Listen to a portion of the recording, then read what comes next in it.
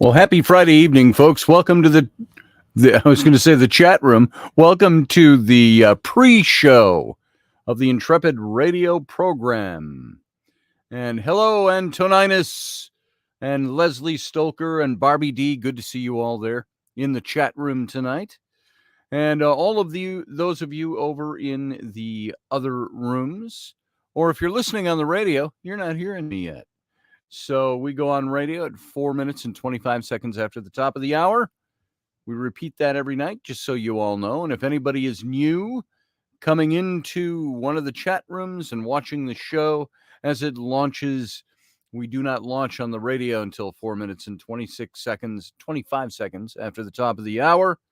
And so this is a little pre-show just to get warmed up, make sure everything's running okay. I am going to turn on our connection to the server. And we're all set there. That's set to record the show.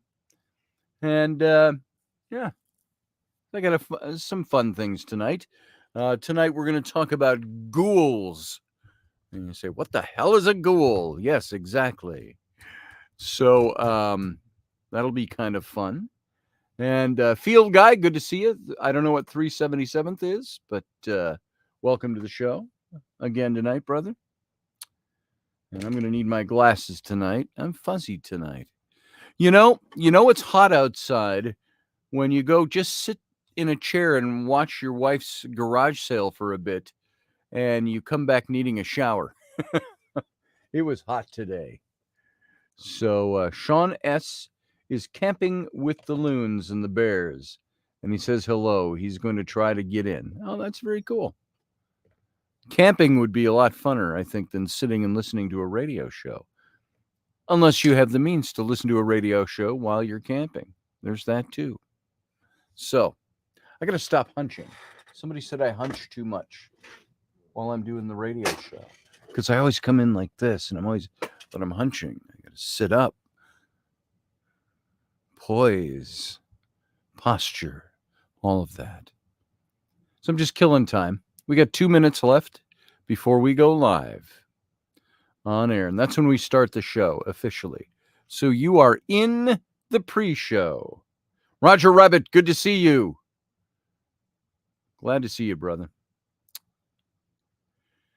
As people start to migrate into the chat room.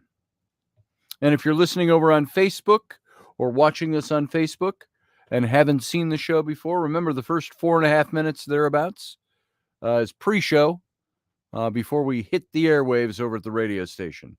So we officially start the show every night at 4 minutes and 25 seconds after the top of the hour. Hello, Donna Renee Ivy. Good to see you. Master Finn, good to see you, brother. Glad that you're here tonight. Matthew Sainsbury from Barbados. Good to see you, brother. Just love watching people come in. It's kind of fun. June Shasta. So, Rainey's been doing a garage sale since Wednesday. She started it a day earlier than nomenclature says that you should do garage sales. Wednesday, Thursday, Friday. We've been going 3 days now. 2 more to go. Just trying to lighten the load. But, of course, if everything out on the driveway sold, we'd still have way too much shit to move. So, hey, Iowa X. Good to see you. All right, we're getting close, folks. It's 10 seconds after the hour, at 25 after we go live. So I'm going to go dark for a few seconds. Sit tight. We'll be right back.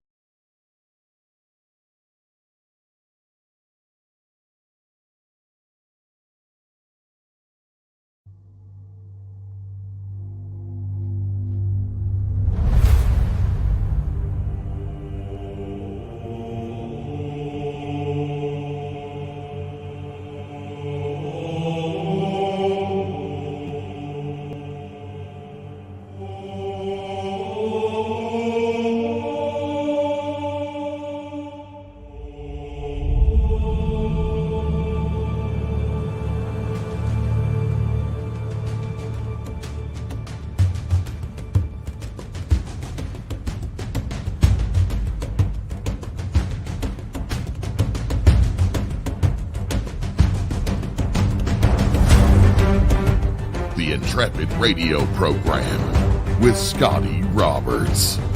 Intelligent talk.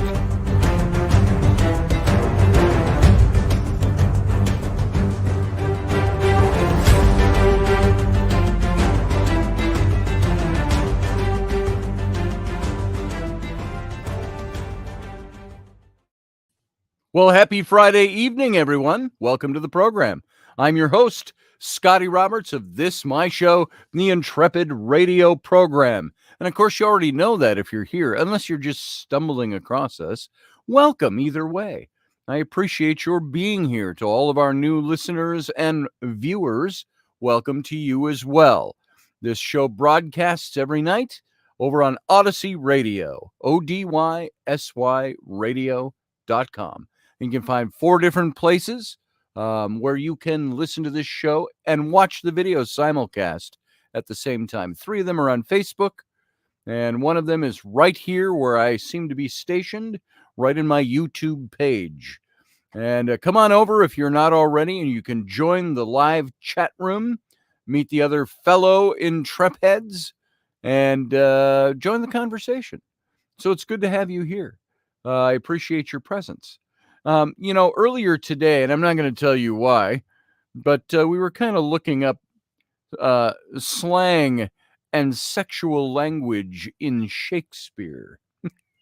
I just wanted to see, how randy did the bard get when he was writing his plays? And early editions of Shakespeare's plays sometimes ignored or censored slang and sexual language.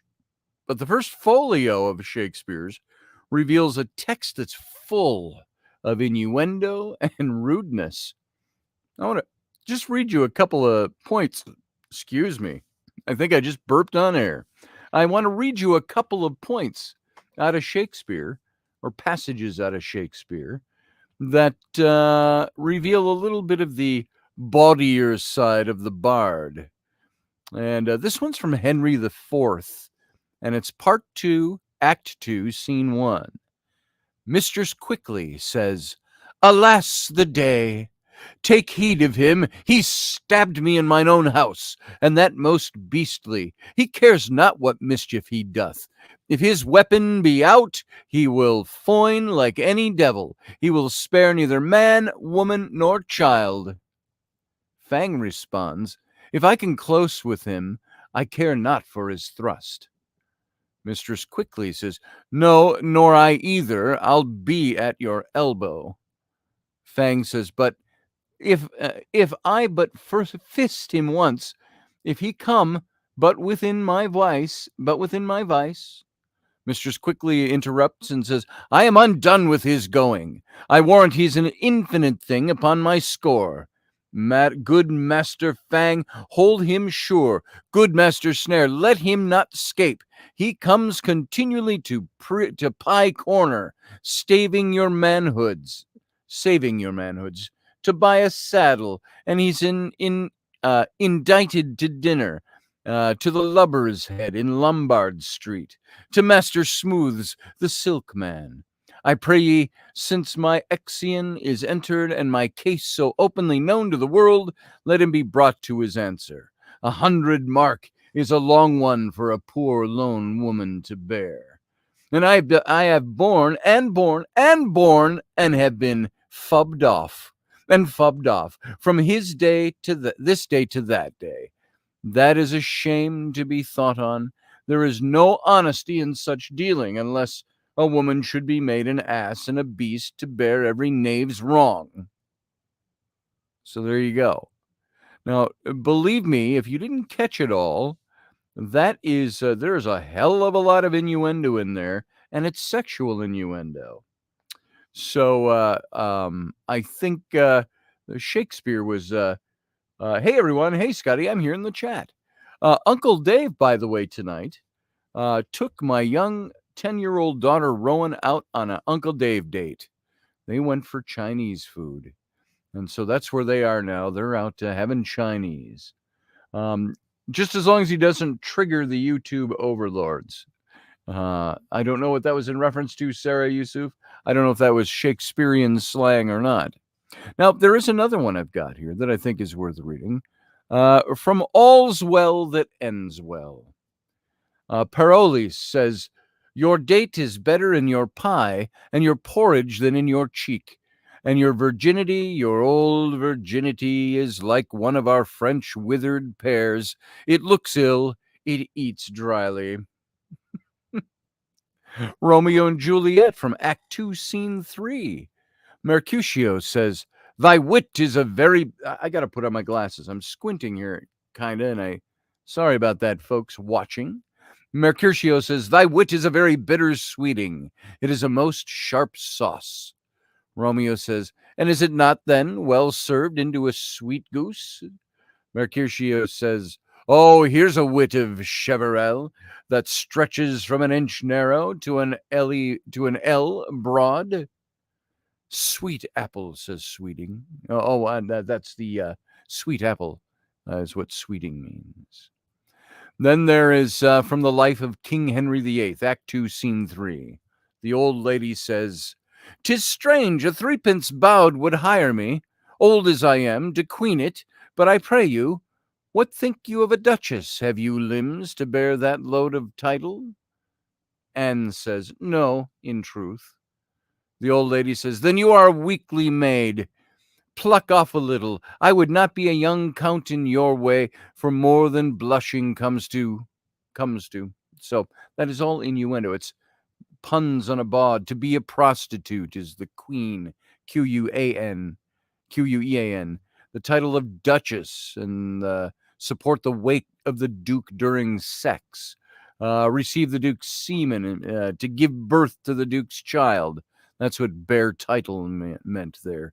Pluck off as an aspiration, literally undress, and count is lower than a duke. Puns on the word, the C word, which we won't say on air.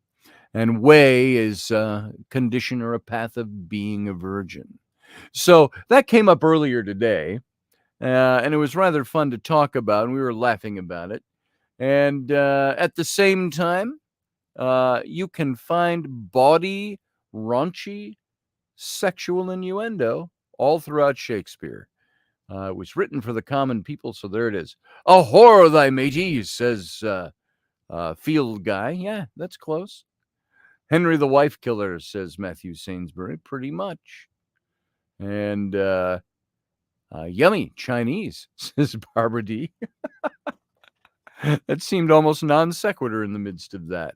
So that was just a little treat for you. Now, I'm going to give you one other treat. It's 6 minutes. I'm going to show you a video. And it's my video. So it'll almost seem like I'm talking to you. But if you have not seen, and I was led to this because of all the different pictures we show, and Momin Sod being on with us in the captain's cabin last night. By the way, folks, if you didn't stick around for the captain's cabin last night, we had my friend from Egypt, Momin Sod, who works for the Ministry of Antiquities, and he works at the airport in Cairo to stave off stealing or accidental taking of antiquities out of the country. A very important job. And so he used to be I think, an inspector, I forgot the title, of the Karnak temples in Luxor. And now he's moved into this position. So conservation, protection of antiquities is what he does. But he came on during the captain's cabin last night. We spoke to him for the better part of an hour. And that was a lot of fun. He talked about the jinn. He talked about other things. And, Dave Potter, Uncle Dave, he's at dinner with my 10-year-old Rowan. He says, I'm learning all about volleyball and cheer and fifth grade dating. Well, Uncle Dave, just toe the line there. We've told her there will be no dating in fifth grade. So not the way she thinks it should be done. And let's see. Matthew Sainsbury says, I fell asleep watching Momin Sod.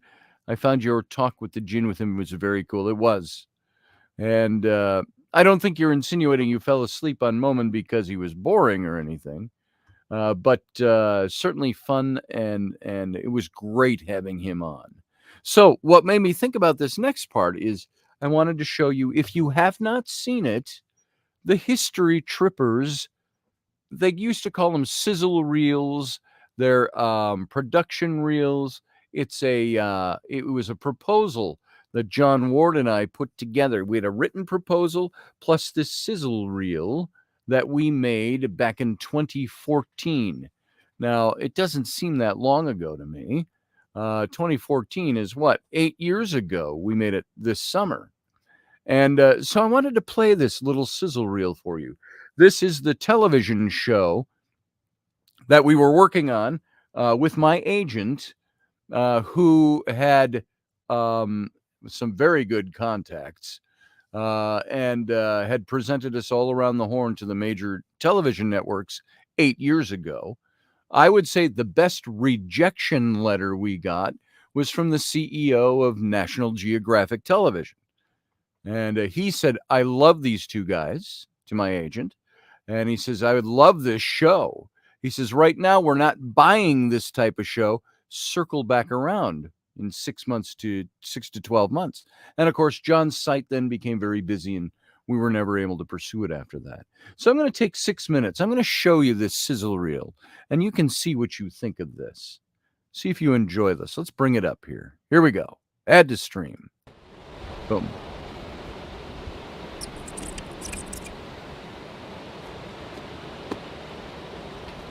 Welcome to History Trippers.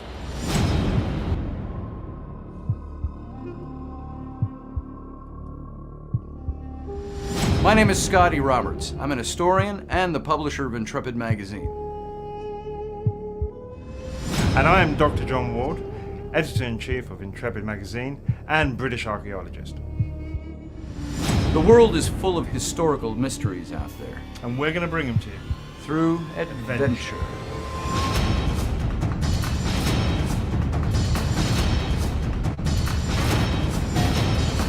Such a catchy tune.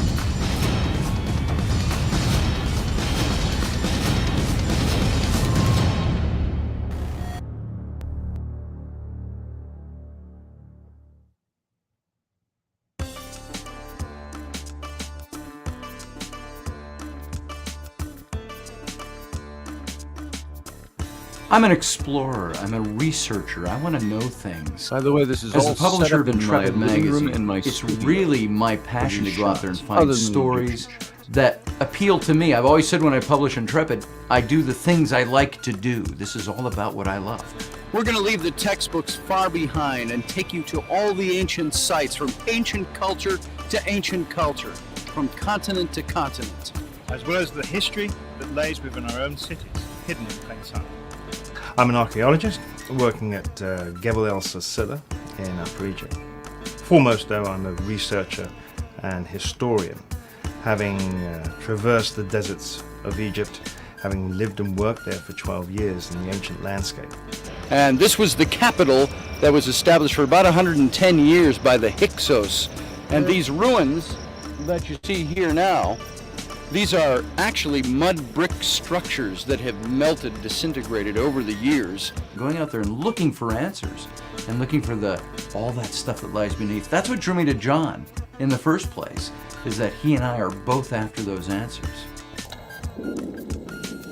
Now, that was very disappointing inside a major museum. To say the least, I mean, that is the only experience that most of the general public has. This was at They the couldn't Minneapolis see the artifacts Institute on of display, Art. and they only saw two, and one of them was inaccurate.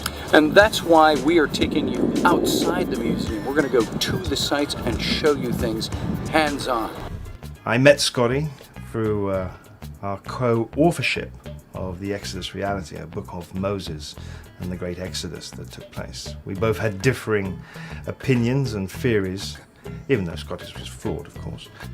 You know, John Ward has become my closest friend. I love this man dearly. Making mud bricks. And I think I'm drawn to his love for history, his love of knowledge. He's been a mentor to me, and I learned from him. You'll see that we've got the preserved colours here. That's because the Christians literally put a plaster finish over the whole temple. What do I love about skiing? Okay, nothing. Sorry, was that too much? He's such an ass.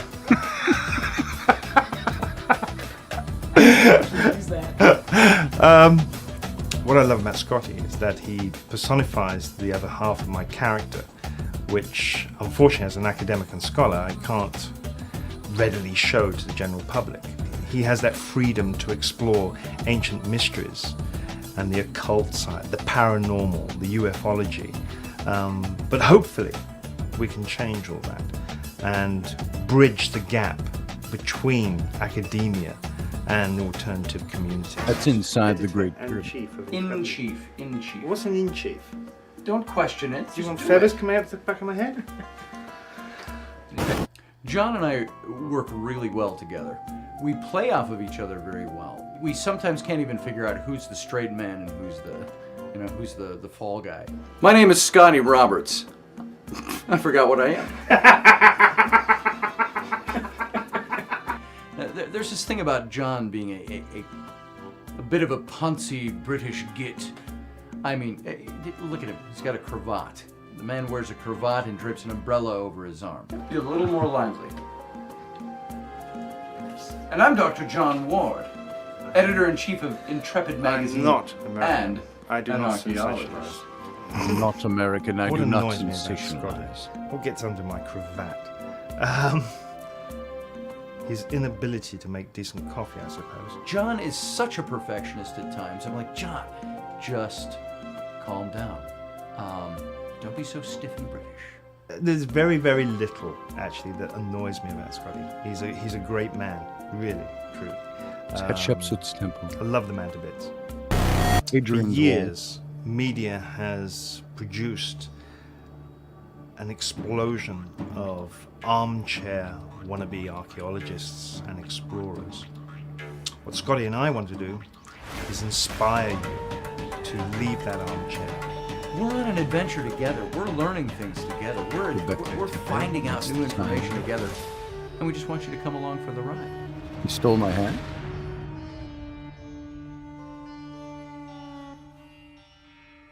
And we're going to bring it to you, Okay, come do it again. Baldric. All right. And there it was, folks. My friends Nikki and Mitchell Jones did all the film and production on this and the editing of this. So let me take that out of there. There we are. We're back to a live screen. I thought I came across that after talking with Moman last night. I was looking for some pictures and stumbled on that. Of course, it's on the front page of my website as well, so you can't miss it. But if you ever go to my website, and ScottAllenRoberts.com, I'll just throw that in there. So I thought you might enjoy seeing that just for a fun opener for a Friday night. And now that was 8 years ago. I doubt that we'll ever relaunch the effort to put that on television, although we have been asked a couple of times. John and Maria are so busy over at Ghoul El Silsila that there is just no possible way for him to be able to fit in his schedule filming a television show that would go up and down the Nile and around the world to different historical places, mysteriously historical places. And so that becomes dimmer and dimmer. Rocky and I had talked about doing something with my agent as well, but it's been a year since we even discussed it. So anyway, that's it. Don't know if we'll ever relaunch that, but we've been working on another book for the last 5 years, 6 years. That isn't done yet. So John and I. So chances are a television series won't get done either. But man, we were close. We felt like we were that close, and we got that far with it. So let's leave that behind now and move into tonight and what we're going to be talking about tonight. And I have to put on my glasses. Like I say, I'm a little fuzzy this evening in the eyes. I don't know. It's just some days are up, some days are down. It's just the way it is. And I sat outside today at Rainey's garage sale and watched the garage sale for her. And if I only said this in the opening of the show, it was so hot today that sitting outside in a chair, minding the garage sale, I came in from that and needed a shower. That's how hot it was. So welcome to everybody again in the chat room. Welcome to everybody watching. And I know he's not here at the moment, but if he gets here later tonight, and I think he probably will, Professor Bauer, it's his birthday today. So we'll have to sing him a little happy birthday. And hopefully he'll come in a bit later for the captain's cabin, and we'll sing him a good job. Yes, Leslie, was incredibly humid today. Humid today. Oh, Grumpy Stack, I didn't sell it. I said sold to you. You get the $300 or $175 vintage orange plastic flag. It's yours, brother. Just send it to my PayPal and we'll square up. And I'll send you the flag. So let's go into talking a little bit. Remember I said last night was the last night for talking about the jinn. And technically it was. But I said we're also going to talk on Friday night about ghouls, because we talk about jinn and there's the mystery and all of that. But there's a scarier side of them, and ghouls is one of them. They're actually part of the jinn. And I'll explain to you a little bit where that comes in, how that comes to be. But you've heard the word ghoul. Ghoul is a word we use all the time. Ghosts and ghoulies, or ghouls and ghosties, and things that go bump in the night. And we've heard it in literature. We hear it everywhere. And so I thought, and Sarah Yusuf was really a big part of saying, hey, why don't you talk about the ghoul a little bit? And she sent me some information as well. And so that's what I want us to talk about a little bit tonight. Let's take a look at the ghouls.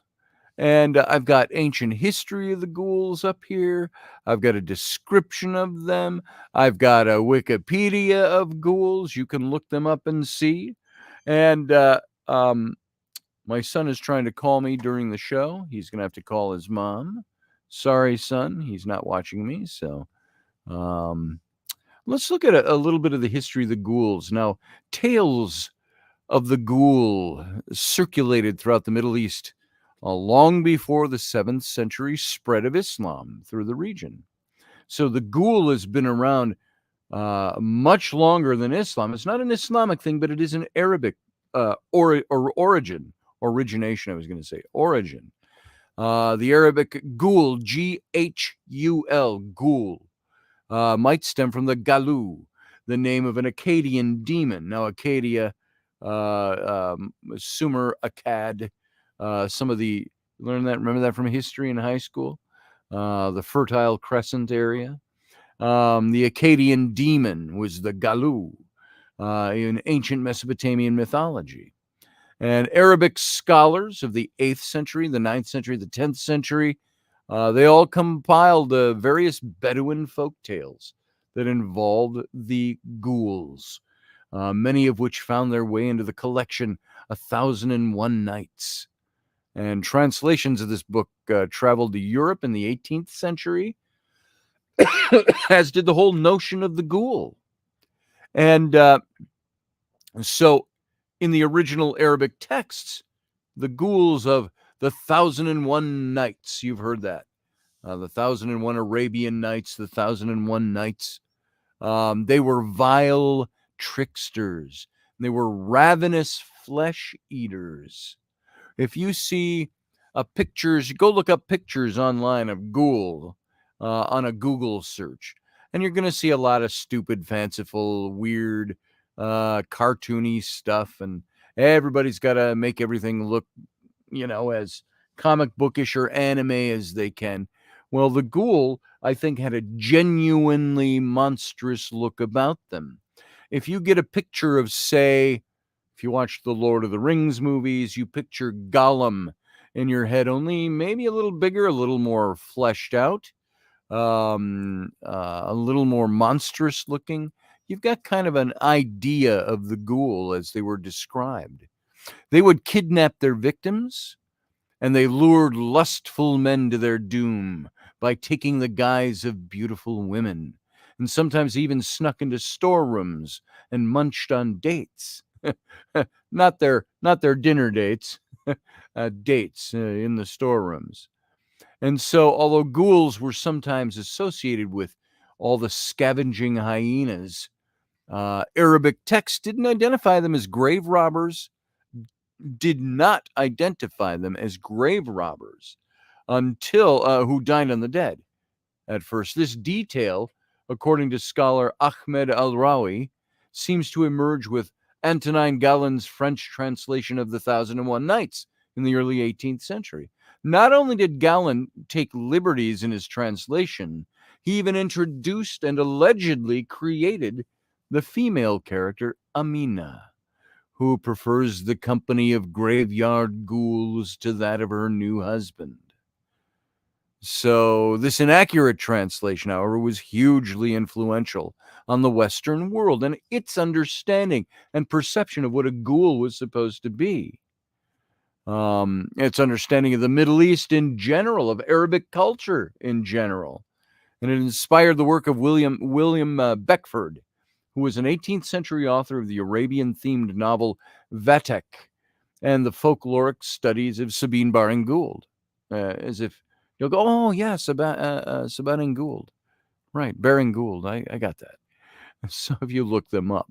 So still, even if Arabic ghouls refused to dine on corpses, which they were known to do, to hang in the cemeteries, I've wondered, too, if sometimes when you look at the story of Jesus and the maniac of Gadara, or the madman or the demoniac of the Gadarenes, as they call him. Remember that story, the very familiar story where it says there was a man who lived in the tombs, the man of the tombs, and they chained him and he'd break the chains. And there are other accounts that said there were two of them there, but they would live in the graveyards, and then Jesus, of course, happens upon them, and they come raging to his feet. What do we have to do with you, Jesus, Son of the Most High, or Jesus of Nazareth, whatever they called him? And Jesus hushed them. And he said, I want you to come out of them. He's speaking to the demon, as the New Testament puts it. And of course, they say, we have nowhere to go. And so he said, you can go into that herd of pigs. So they went into the herd of pigs, and of course, ran off the edge of the cliff into the water. And then still had nowhere to go after that. I thought that was kind of a dumb move. We got nowhere to go. Go into the pigs. Hey, let's go into the pigs. Now, because we're demons, let's run them off the edge of the cliff. Now we got nowhere to go again. So not a slick move. But there's a whole thing about Jesus and the Gadarenes I want to talk to you about at another time. I don't believe it took place in Israel. I believe it or Judea even. I believe it took place. They took a boat and went out on the Mediterranean. It said they had a boat and they came to the shore. We believe it was in a place in Spain. And I don't want to go off on that rabbit trail too far, but Szymka Jakubowici, he spoke about this. He studied this, and he presented a little documentary he did on this, that the Gadarenes was really in a place, I don't remember the Spanish name, over on the Spanish coast. And so, anyway, I've wondered if the ghouls who would dwell in some of the graveyards because they would eat corpses, if that had anything to do with the demoniacs of the Gadarenes, and then that's just a biblical translation or a Judean understanding or an editorial translation. But if they refused, these ghouls in the Arabic culture, to dine on corpses, their peers in Asian folktales weren't so picky. And in the Tamil mythology of India, a shaggy-haired creature known as the Pey, P-E-Y, sought out human battles so as to lap blood up from the open wounds of the dying. Still other ghouls emerge in the 8th century Tibetan Book of the Dead, which details the Buddhist journey through death. Here, in a dreamlike state known as Bardo, the departed soul encounters the Pishaki ghouls. And they were fierce female beings with bestial heads and an appetite for bones and viscera. And so there was a lot of legends that were built up over the years. Now, where are the ghouls today? Here, I'm going to get to that in a second. I want to get, did Muhammad speak of ghouls? Now, Muhammad's words on the existence of ghouls vary depending on which text you read. The Quran doesn't mention them at all, but contested references do pop up in the Hadith, the book of Muhammad's attributed acts and sayings. And in some accounts, the 7th century prophet dismisses them as non-existent, while in others he gives advice on how to banish them. Now, his companion Abu Asid al-Sadi takes a more balanced approach, stating that ghouls lived in the pre-Islamic past, but that Allah no longer permitted them to exist. So meanwhile, legend has it that Umar bin al-Khattab, another of Muhammad's companions, put a ghoul to the sword on the road to Syria. So going on with the ghouls, how do they work? Ghouls of the modern world, how do they translate into our modern existence? Do we have ghouls nowadays? I know Halloween time we certainly have ghouls, and we talk about ghouls and all of that. Hey, Kelly Belmoran over in the chat room, welcome. And Sarah Yusuf says, it's illustrative of the innate destructive nature of demons. Yeah, indeed. I think you're referring to the Gadarene story. So now, in 2011, there were 2 Pakistanis who were charged with allegedly digging up a 24-year-old woman's corpse and eating her flesh in a fine curry sauce. That's actually part of the story. I added the fine to it, a fine curry. Dead corpse, good with curry. Maybe curry, I hate curry, so maybe I can stomach curry if I have to, but that would kill anything. So for the most part, however, ghoulish behavior doesn't make the news. So where are the ghouls of the modern world? Now, there's varying experts who are going to tell you, and they'd argue that they never existed at all, or that they perished a long time ago. In his article, The Mythical Ghoul in Arabic Culture, there was a scholar, we've mentioned him already, Ahmed al-Rawi, argues that ghouls may have emerged from superstitions regarding birth defects, such as cleft palate, which distorts the shape of the mouth. Victorian adventurer and Middle Eastern scholar Captain Sir Richard Francis Burton explained the Arabic ghoul as a mythical creature that embodies human fears and taboos concerning graveyards. Now, these are the ways all of these supernatural things can get explained away. Now, that makes some logical sense, but the subject of ghouls defies our logic. Fictional texts suggest that many modern ghouls have fled deep into the underground, perhaps due in part to territory loss. When you think of, remember a while back, I had Barry Fitzgerald on this show. And Barry is the Irish, he's an Irishman. He was the lead investigator on Ghost Hunters International, if you remember that show. There was 10, 11, 12 years ago. And of course, he's more than just his appearances on Ghost Hunters and his stint with them. He is a novelist. He's also a writer of books on the strange and the bizarre. And he also was somebody who told me about the caves that are in the hills behind his home in Ireland, and how he would go into the caves and he did research in the caves, and he would find. Now, have you ever heard of this, where you hear of people that go cave exploring and they'll hear voices deep in the cave, like somebody far away calling out to them, either by name or calling for help, only it's so minute you can barely hear it.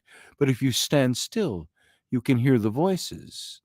And the deeper you get into the cave, the more profound it is, and it draws you in.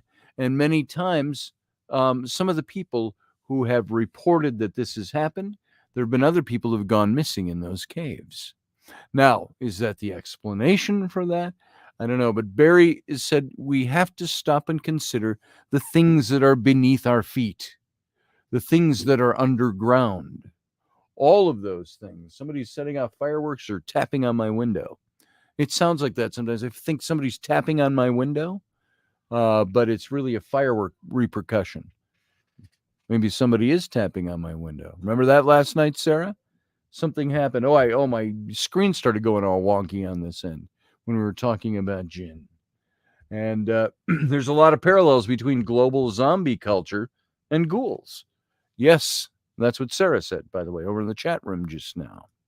And so that global zombie culture, you see the Walking Dead and shows like that, you're looking at really an interpretation of Ghoul without getting into the background of the Ghoul.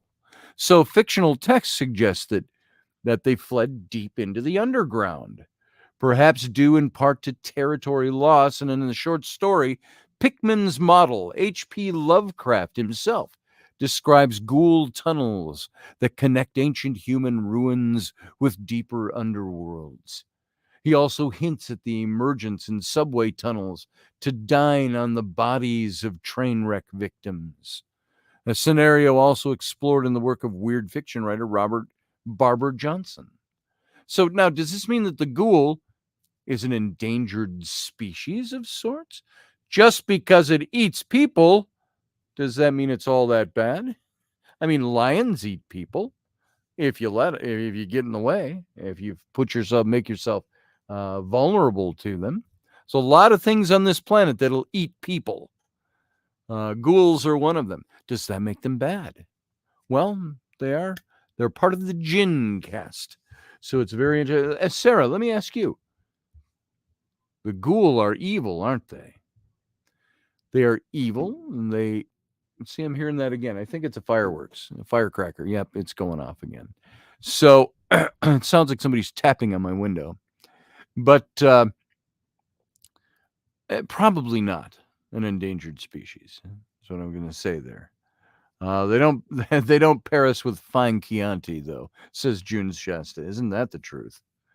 So with an ever-growing human population, our planet boasts an inexhaustible food supply for these ghastly eaters of the dead. And wars still rage, diseases wash across whole continents, and for all our scientific wonders, humans still haven't found a way to cheat the grave.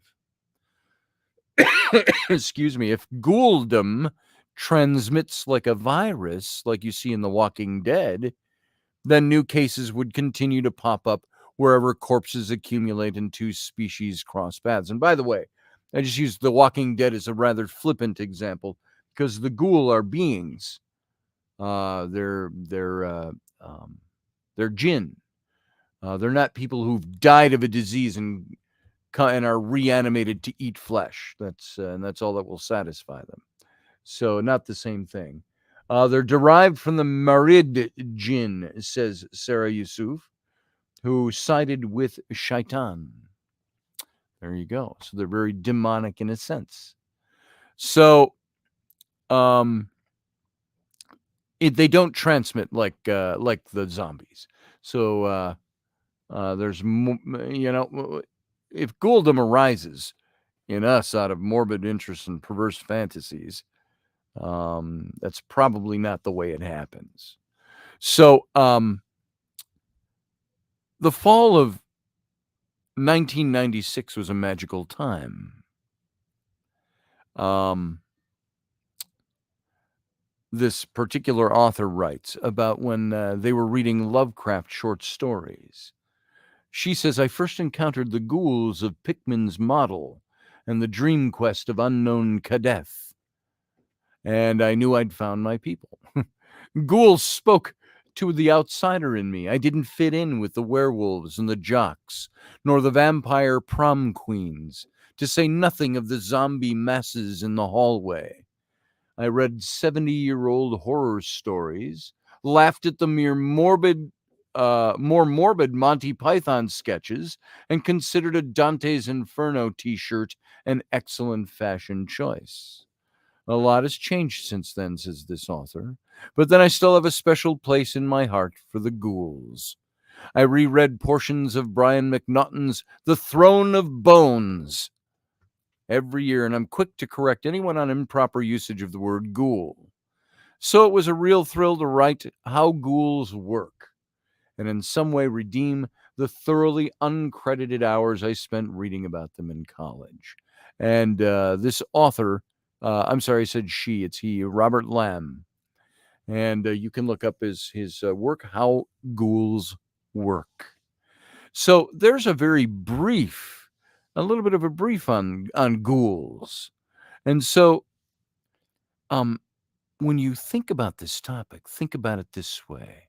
In the stillness of the night, you're walking down a winding road. You're increasingly growing more wary of your surroundings. Remember, like Momin said last night, the surroundings, and it would frighten him. You get shakes because and he says it's all here. It plays on your psychology. Now you're certain that you should have reached your destination by now. Suddenly you see a light just over the crest of a hill, and eagerly you hurry toward it, and you're relieved to see a young woman sitting by a small fire. You approach and see her smiling, beckoning you closer. Upon reaching the fire, you try to speak, but suddenly you notice movement out of the corner of your eye. You watch in terror as a pack of white humanoid figures rush toward you. Your feeling of dismay grows stronger as the woman by the fire begins to undergo a transformation that reveals her to be another one of the beasts. A sinking feeling grows in your chest as you remember the warnings to avoid traveling these parts at night. Don't travel the moors at night. But it's too late. The ghouls are upon you. So these creatures appear from Arabic mythology, and it's thought that they have their roots in Mesopotamian religions. The connection comes from the nomads of Arabia intersecting with Mesopotamia. And they were thought to carry their victims off. Now, this isn't the ghoul that just eat off of the dead, unless they just kill you first and eat you. I wouldn't want to be eaten alive. These were the stories when I was a kid. Somebody asked me once, I think it was Peter Robbins a month or so ago when I was on his show. He asked me how I got my start in what I do now. What interested you? And I said, when I was a kid, I used to be terrified of the dark. And I would always have day nightmares. You could be, well, it was at night, but walking in the dark, home from a friend's house or something when I was 9 or 10 years old. And which I wouldn't let my 9-year or 10-year-old daughter do now. We're talking a long time ago, the late 60s. And, but I was deathly afraid of some kind of creature that could pop out of the woods. I would walk down the middle of the street in the suburbs so long as I could, from street lamp to street lamp. But if something could pop out of the side of the road and grab me and drag me into the bushes and start eating away on my flesh while I was still alive, those are the things that scared me. It was all in my head. It was my imagination, because I'd never encountered anything like that before. Moors, the Spanish Muslims. Also the the big open. What are the Moors in England, by the way? They are the Scottish Moors, the English Moors. What would you call them? Pasture land, valleys and things like that, swampy areas, perhaps. That's from the old Wolfman movie. Avoid the moors at night. So anyway, that's how I got my start, was worrying about these kinds of creatures that could attack me and eat me. Many of the creatures come from the works of the Arabian Nights. These are some of my notes I'm just going back over. And the European authors brought them in the 18th century, early 18th century, over to Europe. And the overlap of these two perspectives tends to agree that the ghouls are humanoid creatures that tend to frequent areas that are largely abandoned by humans, like cemeteries. They were known to eat flesh and drink blood, though surprisingly, the source of these things differs from depending on which version of the legend that you follow. The early Arabic ghouls, the earliest stories of the ghouls emerged from Arabic legend. The myth of the ghoul predates Islam, but the ghoul is mentioned in the Quran. In the Quran, but because the ghoul is mentioned in the Quran. Now I've got that note here, but that's different than the other. It doesn't not mention in the Quran directly. The creature is still a source of terror in Arabic culture today. So there's several theories as to why the ghoul makes an appearance in the Quran. And these are older notes of mine. Some hypothesize that the widespread belief of jinn, creatures responsible for the genie myths, are thought to inhabit a parallel world, and that this leads to the implementing of the ghouls in Islam. Shrub Balds says Yorkshire. Shrub Balds says Sarah Yusuf. There you go. No one is supposed to go to the cemeteries at night, says Sarah Yusuf. Women were not permitted to attend graveside funerals at all. You're talking about in Muslim culture. Muslim or Arab, I think it's Muslim culture. Early practitioners of Islam used stories that were similar or familiar to their culture in order to convert people to their new beliefs. Regardless of how ghouls were introduced into Arabic lore, there are several key facts that remain prominent in the early ghoul legends. One of the most important facts is covered by early ghoul mythology, and it states that these creatures appear born of Iblis, the Islamic equivalent of Satan, the shaitan, which technically makes them jinn. Iblis was thought to be part of a race of creatures called jinn, creatures of Allah, who lived in a world that was set apart from our own. However, when they were part of a different world, they were still capable of interacting with ours. And it's thought that when Allah created man, Iblis became jealous that man was favored more than his kind and refused to bow. Now we're getting back, we're covering some of the accounts of jinn that we covered over the last week. He would have been killed for his crime because he didn't bow down. But he was spared by Allah until Judgment Day. This is Iblis. And Iblis is using this time to take his vengeance on humans. How much like Satan of the New Testament does that sound?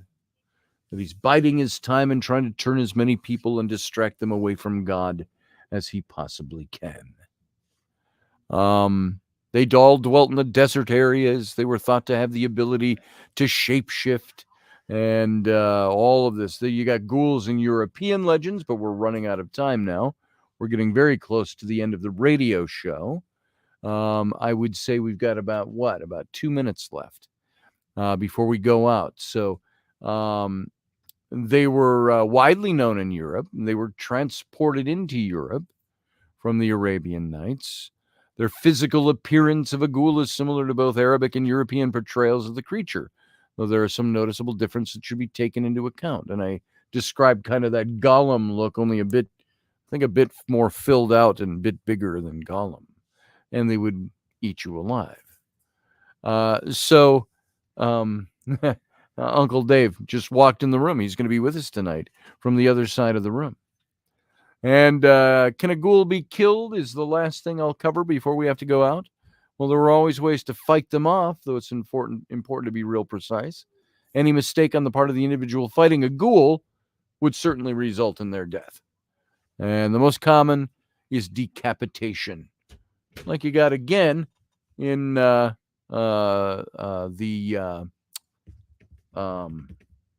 Walking Dead. I wanted to say The Wake of the Dead, but that wasn't right. So there's several other ways that you can deal with ghouls and modern things, and we're running out of time, so maybe we'll talk about those for a few minutes in the captain's cabin before we end the topic completely. So there you go. There is a bit of an overview on ghouls, and I hope you enjoyed that tonight. For now, to my radio audience, live long and prosper. The rest of you, stick around in the chat room, and we'll be right back after this.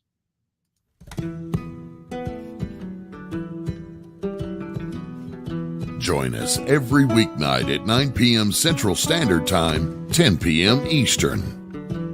The Intrepid radio program, a Scotty Roberts Productions broadcast.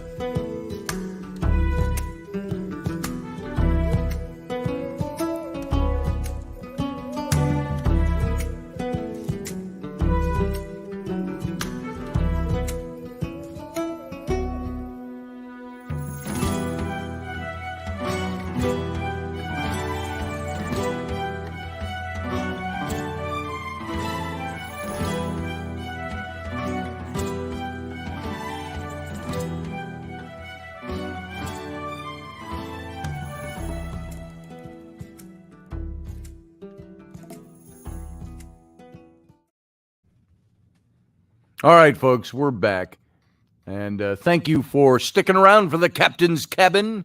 Those of you who are here, I had to throw that up from Sarah Yusuf, where she said, poor Gollum has dissociative identity disorder. So, yeah, poor little guy. And so I thought that was funny enough to put up during the credits. So Sarah Yusuf says, Raptors? Matthew Sainsbury? Creepy, Sarah. These little dinosaurs in Jurassic Park. I wonder if they really existed. Oh, yeah. They existed. Raptors existed, Matthew. They're dinosaurs. So link me up, Scotty. Here, I'll send you the link right now. Sarah, I'm going to copy that to my clipboard. And I wish it was a static link, but it changes every day with each new broadcast. So, Uncle Dave, I got this light on you for when you get on camera, because you're sitting over there on the sofa. And I just want to make sure you had some igniting. So, ignition. There he is. Okay. I'll let you get your camera lined up. You're going to see Rainey's studio over his shoulder because he's over there on the sofa and her studio's behind him. So let's see. We might get a little feedback from you. That's what we had before. Let's give this a try. Let's add Uncle Dave to the stream. You know what? Testing 1, 2, 3. How's that sound, folks? You probably hear him talking via my mic and his own mic. Is it creating an echo? Let's see. Testing 1, 2. Well, on my computer it does. But everybody, does that sound okay? When Uncle Dave is talking, there was a brief echo there because I turned my sound up. But if his sound is turned down, do you hear an echo? Like right now, are you hearing an echo? Barbie D says okay. Okay, there we go. Okay. All right. Well, if you hear an echo, type echo and we'll try something different. There you go. Oh, Roger Rabbit's in the car. He says, it sounds great. Something else I'll do. My mic is a bit directional. So I'm going to take and just turn this a little bit that way. So it doesn't pick up so much of his drifting sound. I'll try not to project. Let's see. I'm going to hide my banner there. I'm going to take off. I can leave the scrolling banner going, I think. That's not going to be... Oh, there's Sarah. Let's add Sarah to the stream. How you doing, Sarah? Something you don't want... Oh, I can't hear her with my sound down. Oh. See, now I'm going to get echo. So yeah, I'm hearing an echo. Talk a little bit with Sarah. I'm going to find a headset. How are you tonight, Sarah? I'm all right, Uncle Dave. I have my volume turned down, so I can't hear. Yeah, you sound fine. It's Scotty who sounds. Nobody can hear anybody now. I'm going to try this. How is that? Can I say something now, Sarah? Marco Polo. How's that? Ro? Oh, yeah, I need that's a better. headset. Taking my headset. So A couple of days ago. I just wanted to say thank you to you both for, we've had a whole entire week devoted to gin, and I'm very happy with what, we've all talked about, and, we've done it in a nice and respectful way. So, I'm thankful for you both for that and giving more exposure. It tends to be one of those topics that are kind of glossed over for other things. So I'm glad you're on tonight, because I have a question that I was going to ask last night, but then we had this wonderful guest come on, so I decided not to call in and ask it because I didn't want to interrupt him, and that was amazing having him here. Yeah, that was great yesterday. I mean, that was so thinking about the photograph that Scotty took, and thinking about the fact that in many of the tellings of gin, they say, oh, stay away from dark places and stuff like that, and they come out in the night and stuff. If they are like shadow people, okay, then that might make sense, because they could freely walk where they want at night amongst our world, and most of us would not see them. Right. And where if they're doing that in the daytime, they would stand out. And so I could clearly see where they may enjoy the freedom of the night to walk around the ruins and to be around places that are familiar to them without us being in their presence. Yeah, it sounds like to me that it would take less energy, because I have heard stories of, jinn, in animal forms wandering around in the daytime, even to where some sorcerers or magic users may, they can summon them anytime, or may capture one and keep it as a familiar, for their magical purposes, or depending on, what type of system that they're using.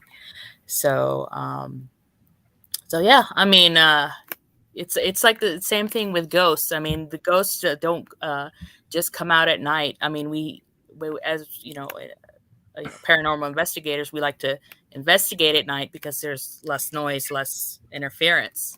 Yes. So yeah. So well, and I often tell people, so like there's a fort, and I can't remember which fort it is. It's one of the forts out east, where they regularly see this image of a woman in one of the kitchens, like she's pulling bread out of the ovens and things like that.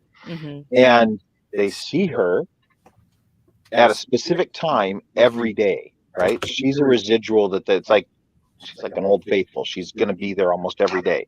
And they'll come in and do an investigation at night, and they can't reach her, and they're like, I don't understand. And I'm like, she's there at noon. All the stories say she's there at this time every day. If you want to investigate her, you need to be there then. You can't come. And of course, if it's a loop, you're not gonna get much anyway if it's a loop. Right. Well, but also a residual it's haunting. just Yeah, and I'm pretty sure it is a residual haunting the way it's described. But if you want to capture it on film, or you want to put evidence of it out there, you don't come at 3 o'clock in the morning, because she wasn't baking bread at 3 o'clock in the morning. There you go. Now, I was at Fort William Henry, which was up on Lake George. I may have told this story before, because I remember actually saying this, I think, to the radio audience before, is that it's that fort that you saw in the movie Last of the Mohicans. It plays a big part in the story by I'm doing this so much more lately. The author of Last of the Mohicans. Oh, now you made me forget it. It doesn't matter. We know who you're talking about. Doesn't Hawthorne, matter. Wasn't it? No, not Hawthorne. No. I can't think of his name. Anyway, it doesn't really matter. It just bugs me that the thing's gone from my head. But it's at Fort William Henry. And we were there with the ghost hunters from television. And I was able to... let me correct that, just for James Feminor Cooper. And I was there with a group that was part of the Taps family of ghost hunters, from the Ghost Hunters on TV. There you go. I wanted to correct that. And so I was leading a couple of groups there, and we were in the old I think it was the captain's cabin. No, it's the captain's office. How appropriate. And the armory or something like that. And I get about 15, 20 people at a shot coming through there, 2, 3, 4 groups. And we do the same kind of thing. I was doing EVP tests.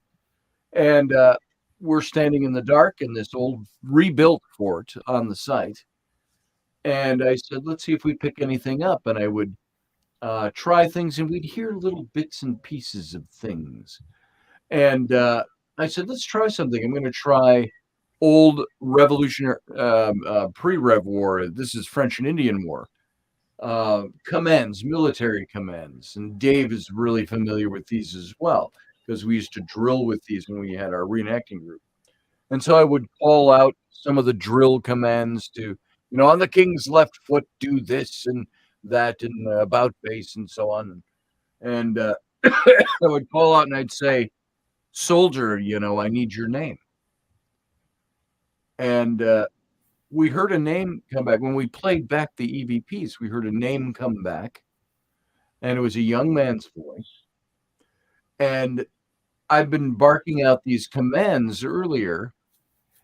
And so when I verified the name on the tape, and of course, we're not hearing it live. It's not Spirit Box. So we have to play these back. And so he gave his name. And so we went and recorded again and gave a couple of more orders. And he said to me in EVP, he said, "Are you my captain?" So that to me was it was a live interactive spirit that I was connecting with of some kind. And then I asked his rank, and he answered sentry, which isn't a rank. But it is a position. Could have been his position, yeah. And I explained to the folks there that sometimes these residual spirits, they're reliving. They're still constantly in the moment of either death or that moment when they lived there. Like we talked about in the conversation with the Jinn last week, how they talked about Wesselman said that whenever he'd ask a question about place and time, the Jinn didn't seem to be able to understand what he meant by that. I'm not sure what you mean by that kind of thing, because they were living in a sense outside the realm of time. So anyway, that's what your conversation was making me think of, Dave and Sarah, that experience at Fort William Henry. Yeah, it's interesting because of that, connective resonance. The sort of militaristic mindset that the spirits of forts that they tend to respond to, as opposed to the traditional anybody else walking in, because it's quite a developed mindset. But before we go on, there's just one more Jinn story I want. Well, not a story, but I mean, Jinn origin that I wanted to share. Before you do that, let's just welcome Professor Bauer to the broadcast. Professor Bauer. Happy birthday! Happy birthday! Thank you very much. Enjoying the conversation. Still trying to figure out what the difference is between time and interdimensional existence. You ponder on that for a minute. Let's get Sarah's story. It's funny because Rowan was asking these same questions on the way back from the restaurant. I'm sure. My 10-year-old. I was really. Hey, we Rowan. were discussing metaphysics and life after death. Yeah.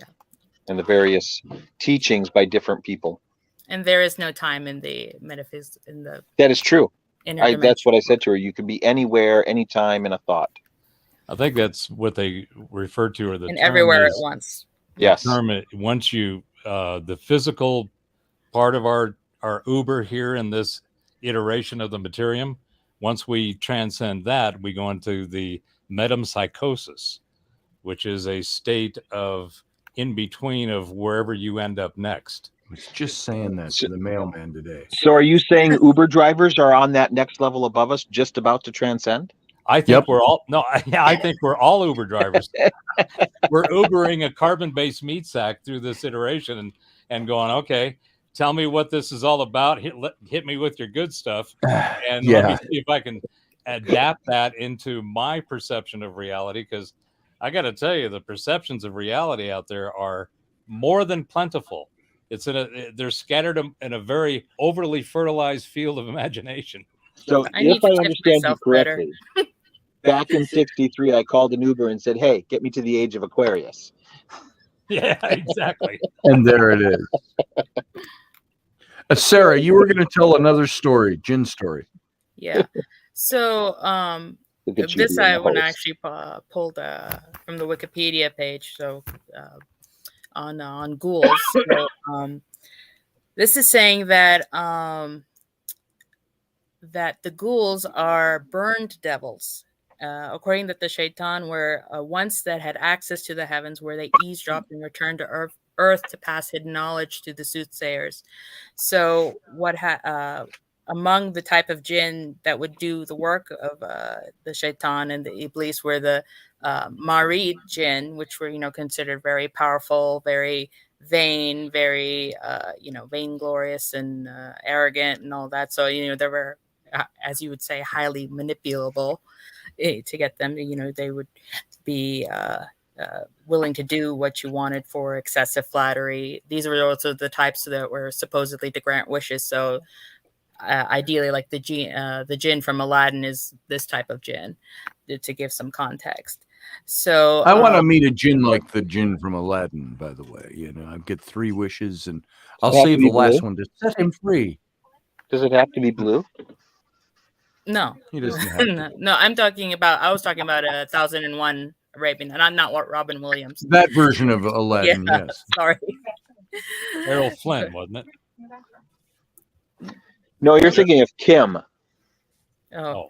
So these shaitanic, I guess that's a new word we're going to create. Shaitanic. Just make up your own word. The evil. Well, what did Mark Twain say? I pity the poor soul who is so unimaginative and uncreative as to not be able to pronounce a word 2 different ways. So, right. Spell a word to them, so you can make them up too. So these Marid jinn would try to do that. They would try to rise back into the heavens, but they were met by the guardians, the guardian angels who were protecting that, and they were they practically stoned them by burning them with comets. And if these comets didn't burn them to death, they were deformed and driven insane. And then they fell into the deserts where they were doomed to roam the earth as ghouls. So. Oh wow. Yeah. So. Oh, it's a bit harsh. Yeah, I was going to say, these folks that create these people or these entities, however they manifest, seem to have some kind of, at a minimum, a nefarious posture towards their creation. And there's always this cycle of like Bill Cosby. People get into this world each other because they can't get along because somebody thinks they're owed something else and earned or whatever, or deserves or entitled. All those words have been hijacked and screwed around. You think about it. When we grew up, entitled wasn't really a word that was about in the lexicon. It wasn't in the social fabric, right? No. There was another word though called earn, and earn was something that was a big deal. Then there was deserve, which was kind of had a lot of fluidity to it. Somebody decided you deserve something. Or if you decide you deserve something, it's like, yeah, okay, it's squishy. It's like feelings, fairness. Fair is so nebulous that it's individual to everyone. So you can't start with that as your premise, unless you start with the fact that everybody's interpretation is going to be completely different. I don't totally agree with that. Huh? I don't totally agree with that. So, for instance, I believe, at least the way I try and deal with people as I meet them, I meet you. You start with a slate of 100% respect. I respect you 100%. You are going to earn my disrespect by your actions. If you are a crappy person or you do evil things or whatever, then you come down in points. But I don't start at the bottom and then add things to build you up. I give you the benefit of the doubt when I start out. You're at the top, and in that it's scenario, through then your actions as to whether or not you descend. so in that scenario, then if somebody you give them the respect, which I agree with, that's you have to respect. And it used to be more trust and verify. Now it's more respect, verify, then trust, because you can't trust shit that's out there.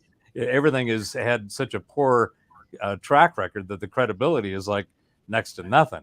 But in that scenario, if the person then loses your respect, have they either deserved it or earned it or both? Oh, both. Yeah. Yeah, I agree with Uncle Dave. So I do too. In So it's case anybody was unanimous, then wondering. I'm correct. Everybody's looking at me like you didn't answer. Oh, I agree. Well, we knew you weren't paying attention, so Yes. but my I mean wife it goes just walked yeah, through the it goes room, along so. with Awesome. the narrative, dad's angry, dad's not happy with child number one, because that's also one of the main points Right. that that they were created before man. So I mean, apparently, but there was also, I agree with that, but there was also a lot of additional offspring that were created by concubines and harems and even incest. So there was a lot, at least as far as the stories go. right. So the crossbreeding, It's not like I haven't seen it all before. was pretty intense, and if you go back to the first Garden of Eden thing, you go, well, how in the hell did Cain and Abel have any offspring if Adam and Eve If there were no other people. didn't have some girls? Right. So you go, well, so there's manipulation in the theme and the mythos to create a narrative. The answer is in the Book of Enki. And the Book of Elijah. There's some crazy shit, and Enoch. I mean, there's some crazy, crazy shit going on in there. And also, I don't know how we got into this little thought stream. It's probably it's also scotch found in this book. that I'm The consuming. Nephilim. This is the first alcohol I've had in a month. Available on audiobooks. So I got some scotch, and I'm like, okay, apparently I'm meandering. Oh, you're are drinking you? scotch. Oh, we Yes, could do indeed. scotch. I've got some in the back of the car if you don't have any. I have some Belvin. I've got several bottles of scotch around here. Oh, excellent. Scotty, you're Well, echoing. there's that one right there. He's I echoing. know. It's because I've got Dave is here. So he's talking over there. He's picking up on my mic. Plus his, I've got the headset on to try to block some of that. But I Oh, so can't block Dave is him with out. you. I didn't know that. Yeah, he's over on that side of the room on the sofa in front of Rainey's desk. Ah, there you Back go. behind Okay, him. So, sweet. Ta-da. hey, there I am. See? Wow, another perspective. There it is. There's my books, by the way. That's my box of books. The famous window. Yeah. Oh, yeah. The window over there. Famous window. There it is. The many books. That's one of them, anyway. Oh, that's Another a baby bookshelf over there. collection. Mine's That's a a what, big what? yours. That's a what?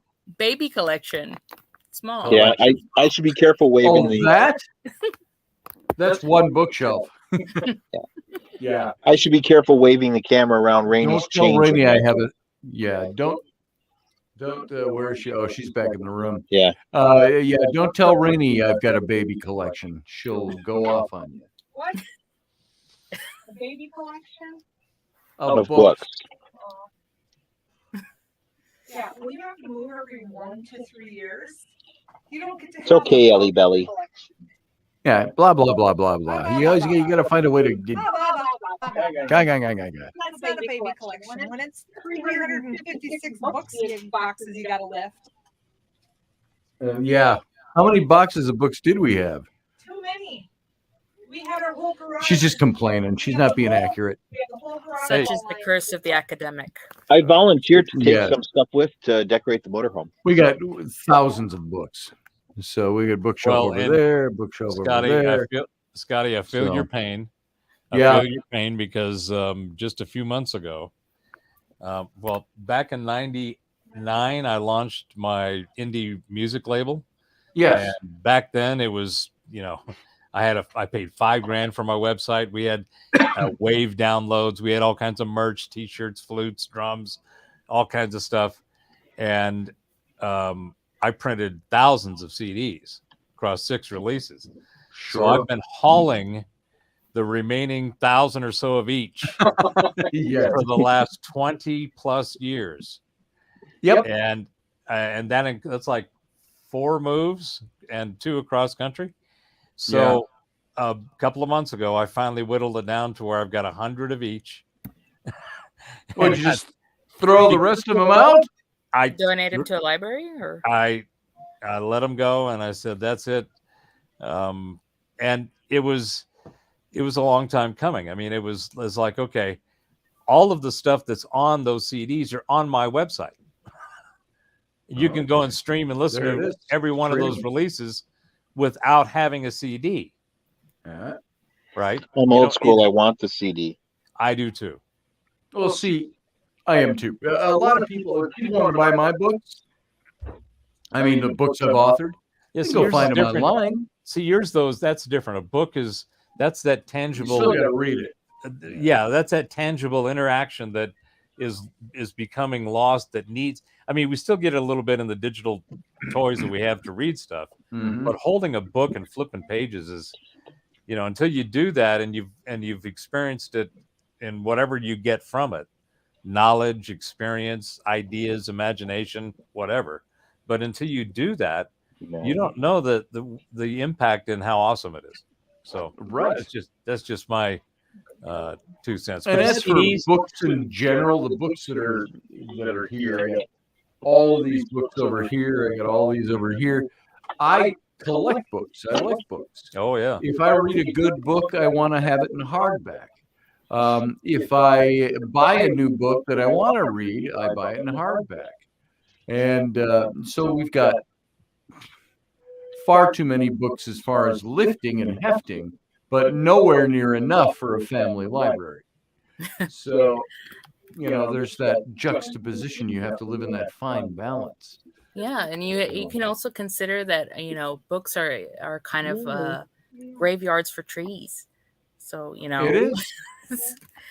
you can't disturb a graveyard. So, well, right. That's a good way to put that. Let's explore that a second. The way you describe that as a graveyard for trees, I kind of see it a little bit differently. Reincarnation. It's taking that material, putting additional information in it, and giving it even a longer life, and maybe even a more, influential life. So I can see the idea of, well, you took a tree down to make that, but then I kind of see kind of an honor in putting information in it and making it last even longer, because the tree can be taken out by a number of different things besides man. That is my wife in the background, though. My mic is directional. But my mic is probably. Dave is sitting halfway between me and where she's way over there. And so every little peep she's making, that's getting picked up. So when you're hearing that, that's all coming from this end. You go ahead and keep peeping, dear. But I mean, but books themselves, you are passing on knowledge, but it also depends on the quality of the medium, because books, they age, the pages fall apart, versus having digital. I mean, that's why stone was so popular so long ago. Right. Some of the stuff is still around from stone. Ryan, you're asking if I'm selling books at the sale. I'm not. I couldn't even know where to begin to start stripping down my books to sell. It's either just shut my eyes and go, okay, take that over there. I wouldn't chew off your fingers. I wouldn't know what to sell. Say that again. Say that again. You have to chew off your fingers like a ghoul. Oh yeah, exactly. I love hardcover books too. I love the smell, as Ryan was saying. I like the feel of a book in my hand.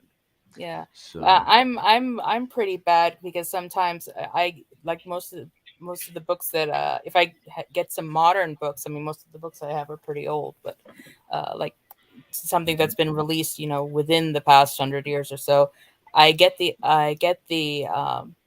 online version, and I can read online, pretty quickly, and then for due to my my OCD, I still, if I like it, then I'll get it on paperback or whatever, because if I'm somewhere where, say, the power goes out or there's no internet, then I still have the information.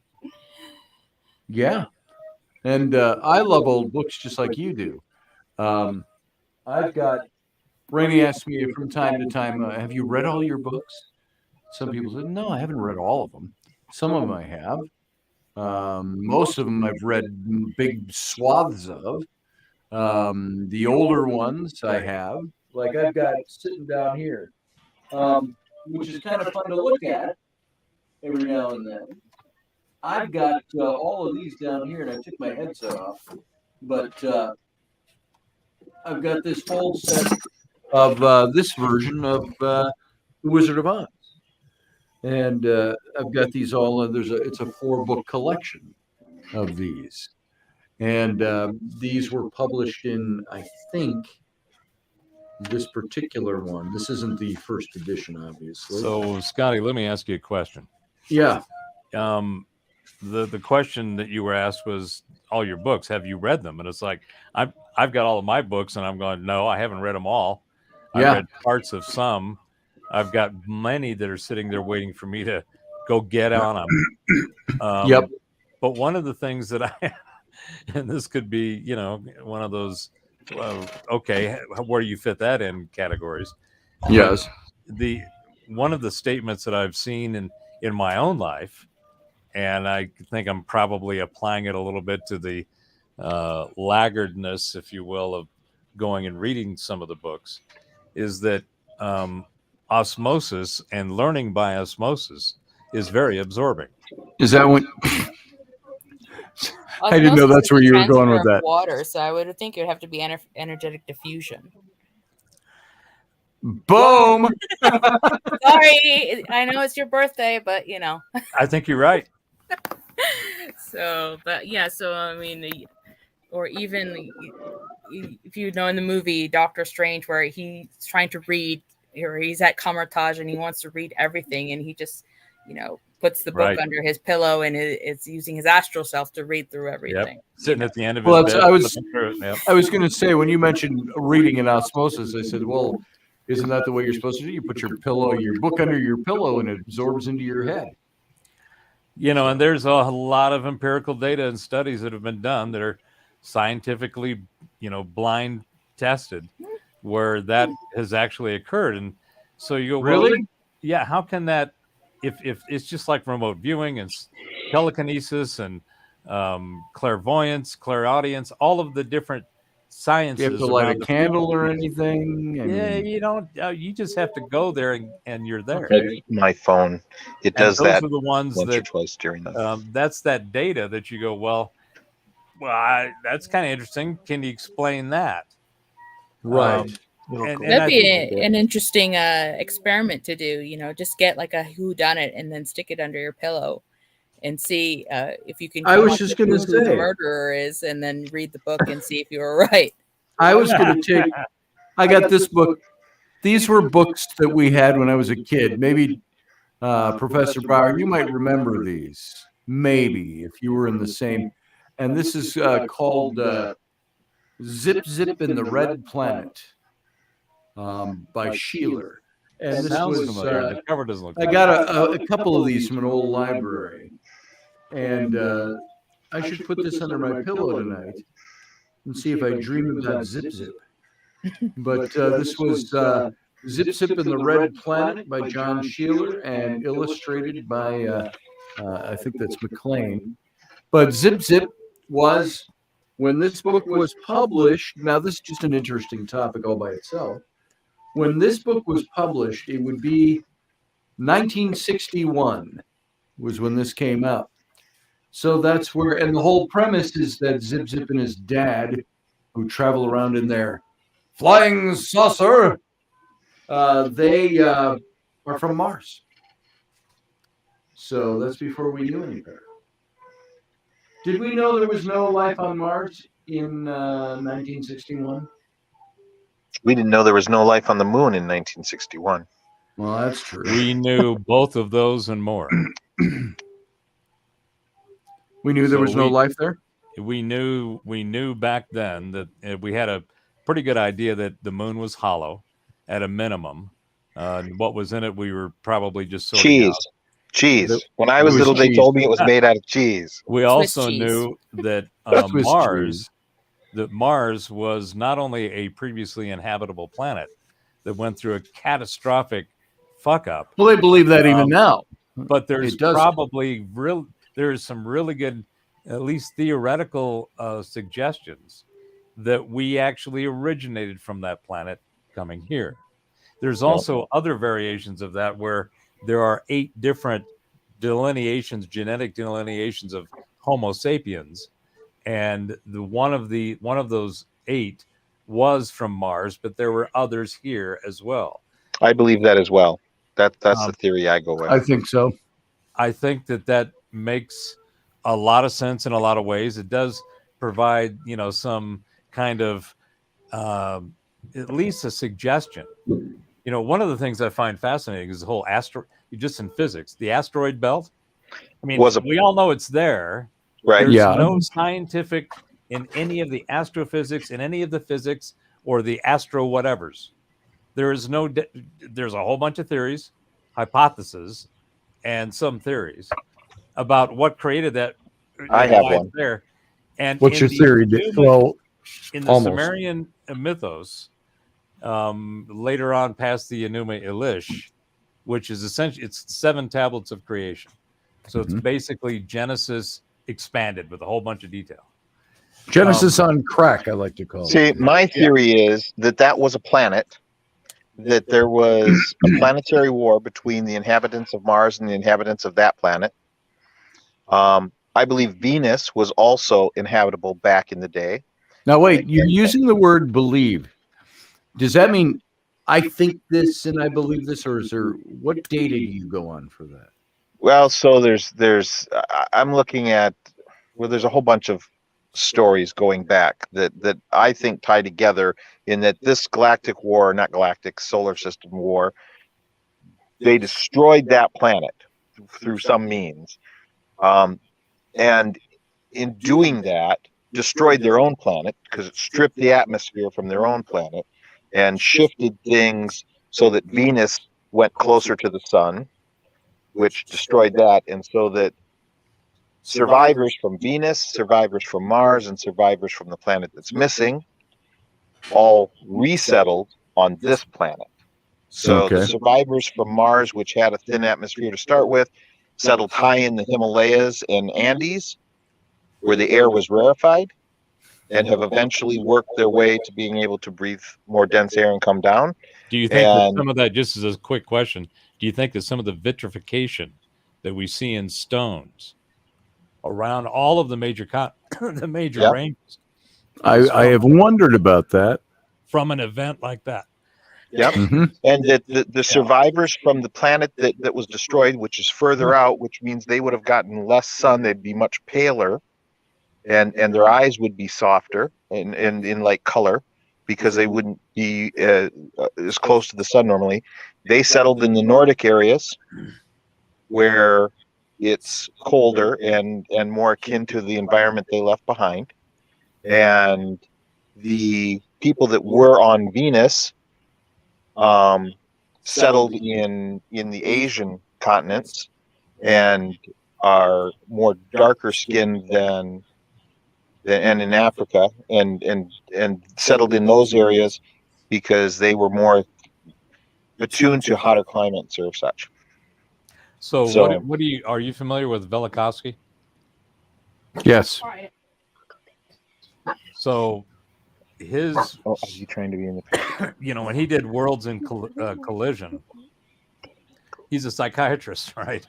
So he dug way into knowledge domains that, in archaeology and catastrophism and so forth, that he had no formal training in, right?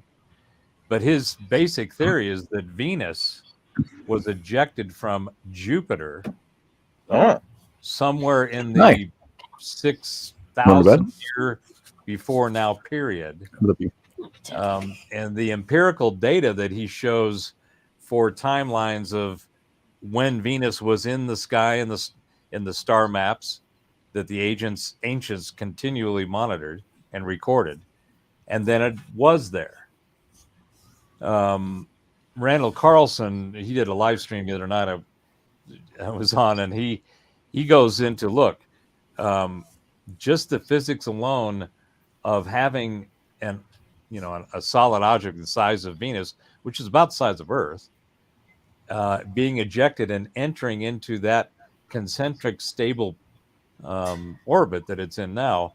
I mean, it seems like it's a lot for the physics to say, yeah, you can do that. But it does spin backwards. That's true. Now, why do you think that does that? Well, I don't know. I'm just saying that the stories, the point I was making overall is that the stories in the Sumerian and Babylonian, Akkadian mythos and about Marduk and Tiamat and the 12th planet and all of these things are they're described in myth. The original term of myth meant truth, and then it got hijacked and turned into not truth. So mythology, this is one of my favorite things, is if you look at history as myth and myth as history, things start making a little bit more sense, or at least you can see some dots that can be connected. In the entire cosmology of the Sumerian in particular, that Sitchin and others have gone after, that 3,600 year period, there's cyclical evidence of massive changes in environment, not only on Earth, but within the solar system at regular cycles. The one story about how Earth got into its position was when one of the 12 satellites of this 9th or 12th planet hit the watery planet Tiamat, cut it in big chunks, left the asteroid belt, and shoved it into the orbit it's in now, and it maintained the water that it has. Well, of course, that's all written Where on would they- mythological first of all, language too. Aside from the fact that it, just if you can imagine that whole scenario in your mind is, well, yeah, that you got this thing coming in and it's got a bunch of cousins and comes in and they get too close and one smacks in and causes trouble. Well, we saw Shoemaker Levy 9 back in the mid 90s slamming into Jupiter. Yeah. It's like, okay, that's real. That can happen. Yeah. Right. So my point is that there seems so first of all, it makes sense that it could physically happen, that you could imagine that in a lab and creating it, hell, doing it in wood shop or something back in the high school days. Creating little balls and spinning them around. So that's what they're going to do. But when we think about how the cycles, which are demonstrable, the empirical data of cyclical events is undeniable. That's what Carlson is such a master at. And when you look at it, you go, well, maybe we should pay more attention to not only those cycles, but gee, we look back at all these other mythos and these civilizations and cultures and stories and mystery schools and all these things, and they all talk about cycles and catastrophes and stuff going through boom before it becomes better. And I think that's what we're facing now. All of the noise and all the little chatter and all the little pockets of curated, crappy narrative, all of that stuff is just a part of the show. The big show is stuff is changing in an epic flip. It's an energetic epic flip, and there's nothing you can do about it, but what you can do with it, and get on the ride, basically get your board out, get in the curl, okay, because it's going to be that kind of hell. It's already that kind of ride, but Totally tubular, man. right? Give me the tube, man. But if we're coming from different other planets, how did we unlearn space travel or whatever technology was used to, That's a really good massive, question. move these But massive did we? planetary objects into knocking into each other? Or, I mean, we would probably see evidence of that, right? Or at least Now, are we in talking India, they about had the Brahmana, and they wrote about it, but generations or centuries later, people refuse to believe that is real. I think we. Or are we talking about a different type of impregnation of life on this planet, such as what is it in some of the asteroids or Mars? No. rocks I think or we something? physically They came found here in amoebas ships. and cellular life form fossilized and things like that. I think we physically came here in ships. Oh, I think they came here in ships and made us here Well, on yes, this but ship. it's like Battlestar Galactica. I think we are an experiment. I think it's what the Sumerians say in the Enuma in particular, because that's a creation. There's all these chimeras and all these experimentations to try to make the good worker, right? It's like, well, Yes. okay, well, hell, we got that dialogue going in our genome and transhumanism and all the different delineations of thought about what the next evolution of what we are is. And that's what those guys said they did to us to get us to where we are. Now, to me, the whole consciousness thing is where I'm still exploring, trying to figure out, well, did that whole genetic manipulation and genetic engineering, did that include a consciousness upgrade? Because I think there are different levels of consciousness, and there was a consciousness apparently innate in the specimens that they used, and doing that manipulation genetically, I think it came with a conscious upgrade, because guess what happened in all the stories?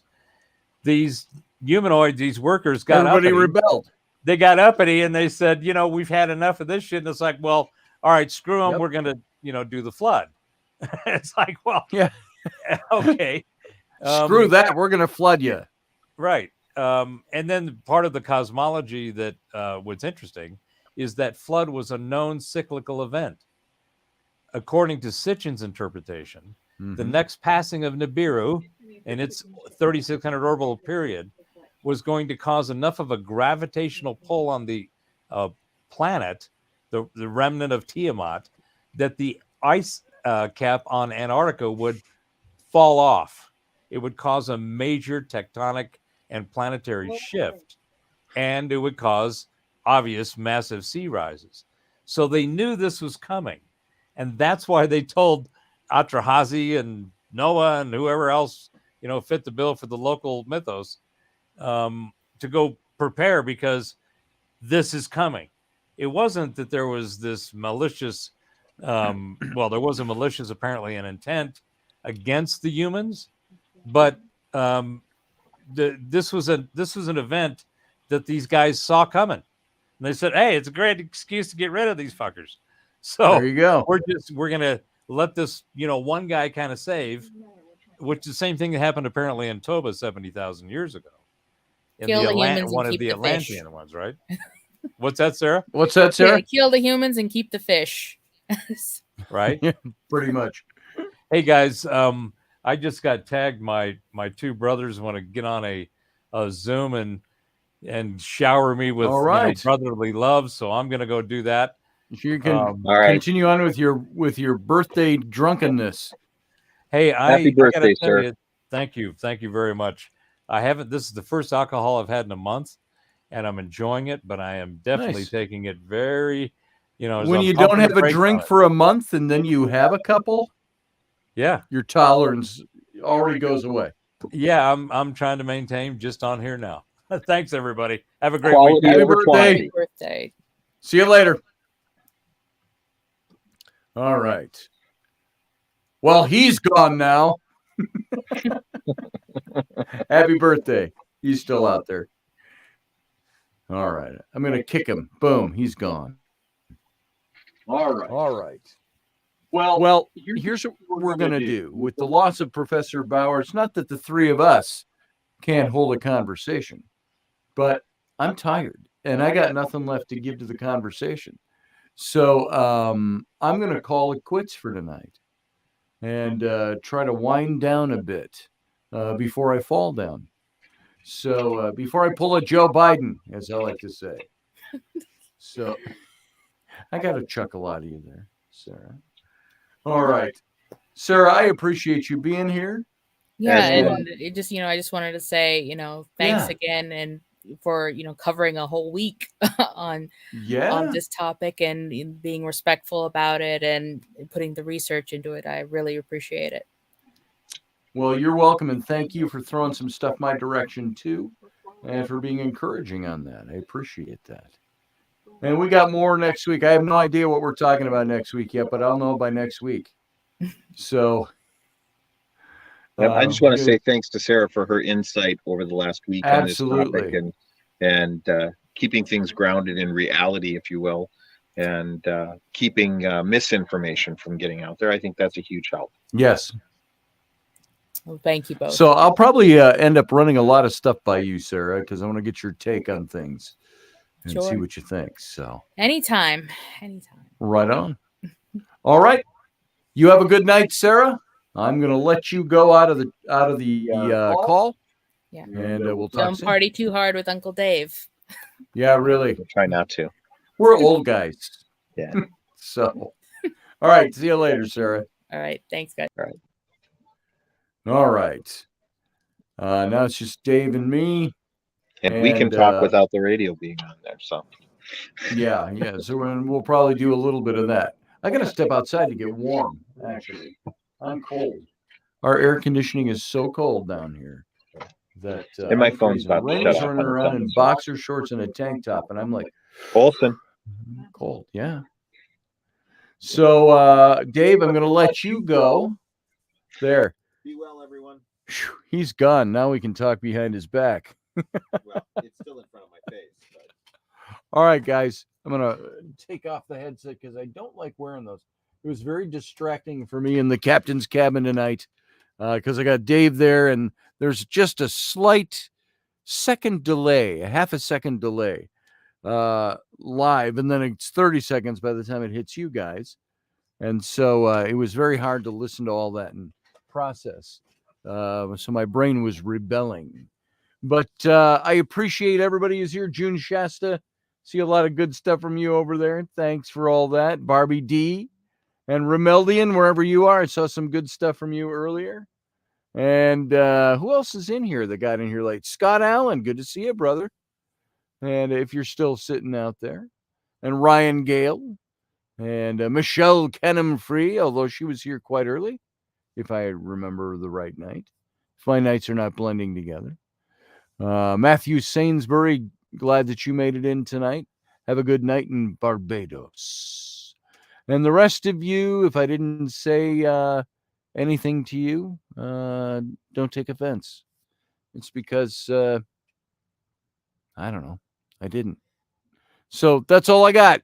That's where my brain's going. You can see for the night.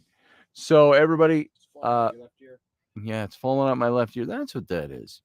All right. So everybody live long and prosper until Sunday morning. We'll see you later.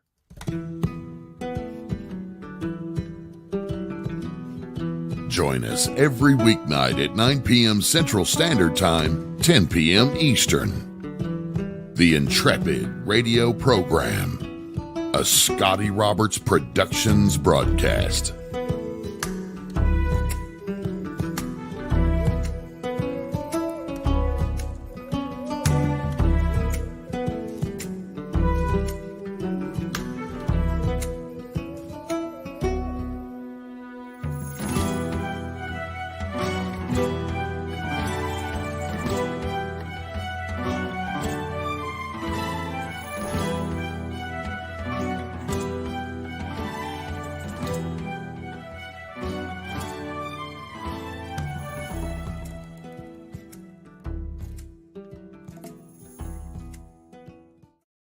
Give me a hug. Oh, look at that. I'm still here. Forgot to take myself out of the studio. Good night, everyone. Live long and prosper.